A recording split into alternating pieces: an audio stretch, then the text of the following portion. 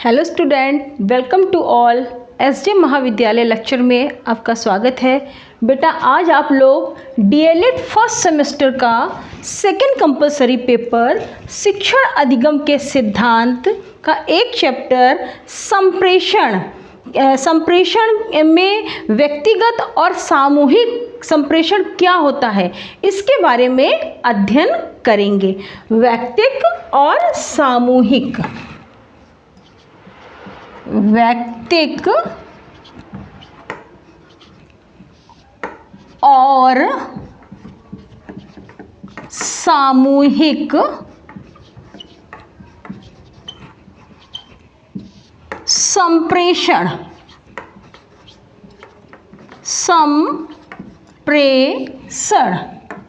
बेटा इसके पहली क्लास में आप लोगों ने संप्रेषण का अर्थ, विशेषताएं, परिभाषाएं, प्रकार इत्यादि के विषय में अध्ययन किया। आज आप लोग व्यक्तिगत और सामूहिक संप्रेषण क्या होता है इसके विषय में अध्ययन करेंगे।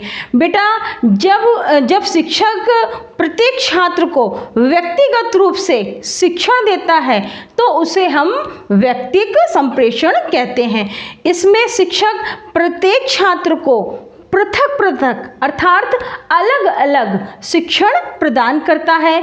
इसमें छात्रों की रुचियों, अभिवृत्तियों, आवश्यकताओं एवं मानसिक योग्यताओं के आधार पर शिक्षण कार्य होता है। बेटा इसके साथ साथ जो साधारण छात्र भी होते हैं वो व्यक्तिगत संप्रेषण प्राप्त कर लेते हैं। अब हम बात करते हैं सामूहिक संप्रेषण, अर्थात जो संप्रेषण समूह में होता है, एक साथ कई लोगों को शिक्षण दिया जाता है, उसे सामूहिक संप्रेषण कहते हैं। बेटा इसका अभिप्राय कक्षा शिक्षण से भी लिया जा सकता है। विद्यालय में शिक्षक कक्षा में जाकर समस्त छात्रों को जब सामूहिक रूप से शिक्षण प्रदान करता है तभी उसे हम सामूहिक शिक्षण कहते हैं। बेटा ये एक सरल और व्यवहारिक विधि है जो छात्रों में अनुकरण की भावना लाती है। इसके अलावा जो होता है बेटा ये कम खर्चीली विधि होती है। साथ ही साथ जब बच्चे समूह में अध्यापन कार्य करते हैं तो बेटा इसमें प्रतियोगिता की भावना होती है। इसके साथ साथ इसमें प्रतिस्पर्धा की भी भावना होती है। अब हम बात कर रहे हैं व्यक्तिगत और सामूहिक संप्रेषण की। व्यक्तिगत और सामूहिक संप्रेषण में अंतर।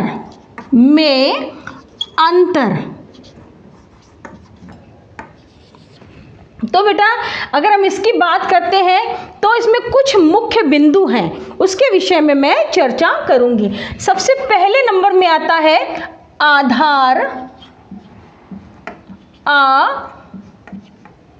आधार, मतलब कि इसका व्यक्तिगत और सामूहिक संप्रेषण का क्या आधार है। व्यक्तिगत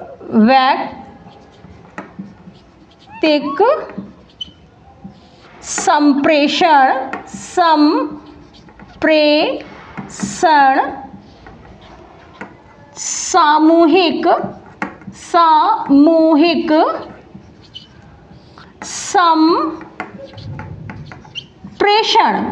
सामूहिक संप्रेषण,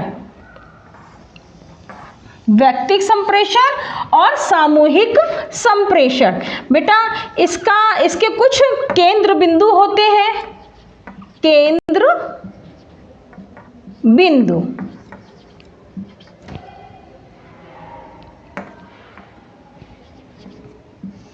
अगर हम व्यक्तिगत संप्रेषण की बात करें तो व्यक्तिगत संप्रेषण के अंतर्गत केवल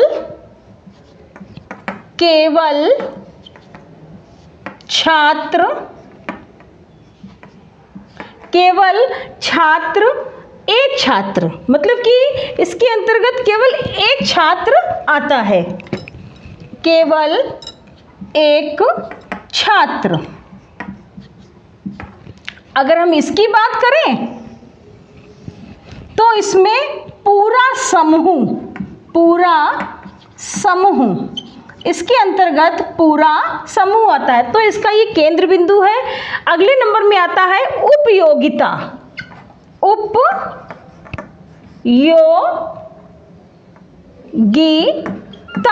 मतलब कि व्यक्तिगत संप्रेषण की क्या उपयोगिता है। तो बेटा मंदबुद्धि हो गए, प्रतिभाशाली हो गए या विशिष्ट बालकों, मंदबुद्धि,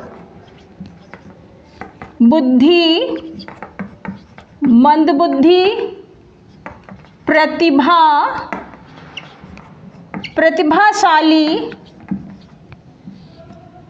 एवं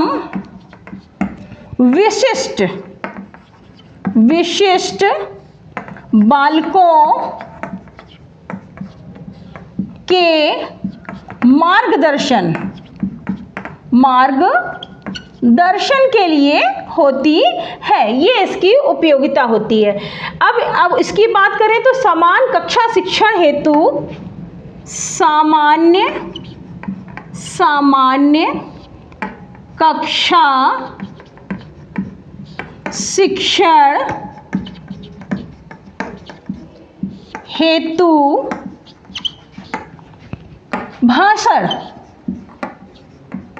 सामान्य कक्षा हेतु भाषण इसके अंतर्गत आता है। अब हम बात करते हैं बेटा गति एवं समय की। गति व समय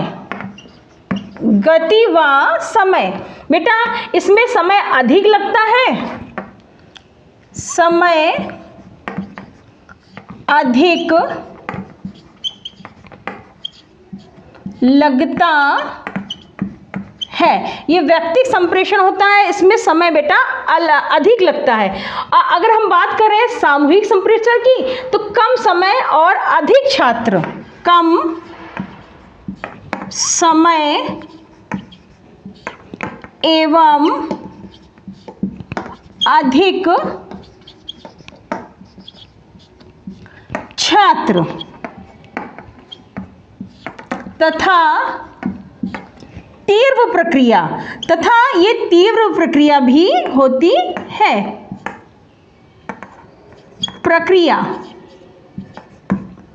तीव्र प्रक्रिया भी होती है। अब अगले बिंदु की बात करें तो पृष्ठपोषण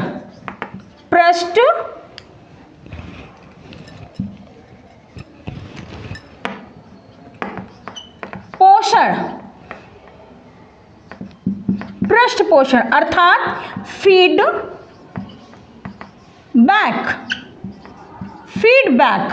मतलब कि इसका फीडबैक क्या होता है, तुरंत मिलता है और सटीक मिलता है। तुरंत व सटीक मिलता, इसका जो फीडबैक होता है वो तुरंत मिलता है और सटीक मिलता है। इसका जो फीडबैक होता है पूरी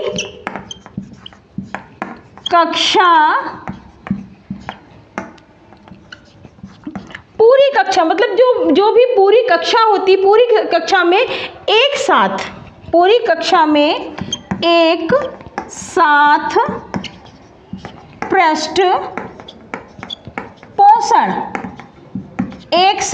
पृष्ठपोषण। अगले पॉइंट की अगर हम बात करें तो लागत व समय, लागत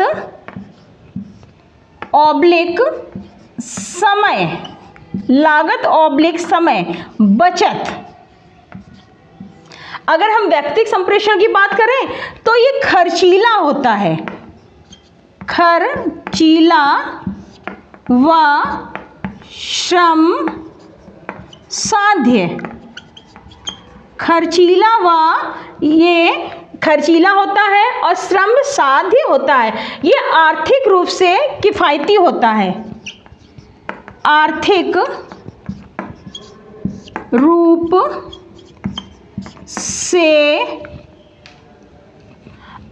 रूप से किफायती व समय की बचत तो बेटा ये था व्यक्तिगत संप्रेषण और सामूहिक संप्रेषण। तो इसमें सबसे पहले केंद्र बिंदु है कि व्यक्तिगत संप्रेषण में केवल एक छात्र, इसमें एक छात्र और एक अध्यापक आपस में विचारों का आदान प्रदान करते हैं। तो क्या होता है बेटा, एक छात्र होता है इसमें। अब हम बात करते हैं इसकी क्या उपयोगिता है। बेटा इसकी उपयोगिता जो है वो मंद बुद्धि के जो बालक होते हैं, जो सबके सामने समाज में जाने में वो घबराते हैं, उनके लिए ये अति आवश्यक होता है। जो अति प्रतिभाशाली बालक होते हैं, जिनका IQ लेवल 140 से ऊपर होता है, एवं जो विशिष्ट बालक होते हैं, उनके मार्गदर्शन के लिए व्यक्तिगत संप्रेषण होता है। अगर हम सामूहिक की बात करें तो ये सामान्य कक्षा शिक्षण हेतु एक भाषण के रूप में, एक व्याख्यान के रूप में दिया जाता है, जिसमें सभी तरह के बालक और बालिका अध्ययन अध्यापन कार्य करते हैं। अब बात करते हैं हम गति और सीमा की, गति और समय की। इसमें जो होता है वो समय बेटा अधिक लगता है, क्योंकि एक बालक होता है, हो सकता है मंद बुद्धि का हो सकता है प्रतिभाशाली या विशिष्ट बालक हो, तो उसके लिए कोई समय सीमा निर्धारित नहीं होती है। अब हम बात करते हैं, अगर इसकी हम बात करें तो इसमें बेटा पूरी कक्षा होती है, उसमें एक समय कम लगता है,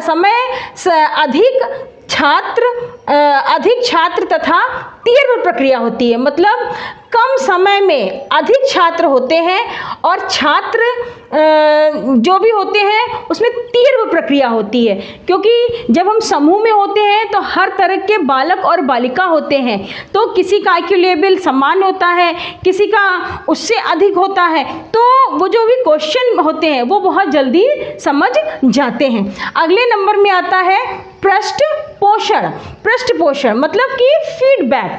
इसका जो फीडबैक होता है वो तुरंत व सटीक मिलता है। भाई एक बालक होता है तो जो भी वो सकारात्मक और नकारात्मक आंसर देता है तो उसका फीडबैक पुनर्बलन तुरंत मिल जाता है।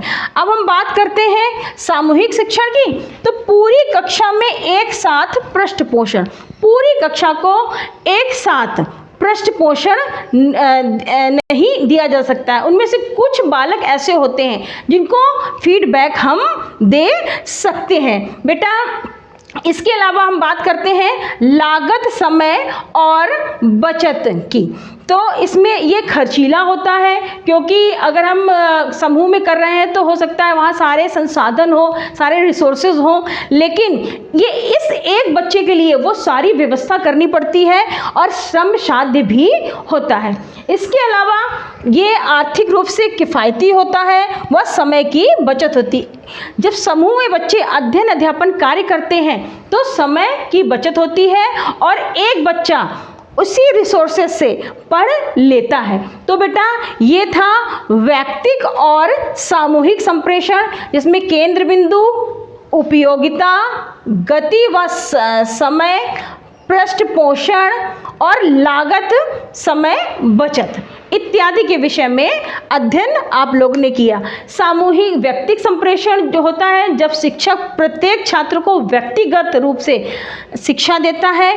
सामूहिक संप्रेषण वह होता है जिसमें बेटा समूह में शिक्षा दी जाती है, जैसे विद्यालय हो गया, कक्षा हो गया इत्यादि। आज के लिए इतना ही। नेक्स्ट टर्न में नेक्स्ट टॉपिक के साथ। Thank you.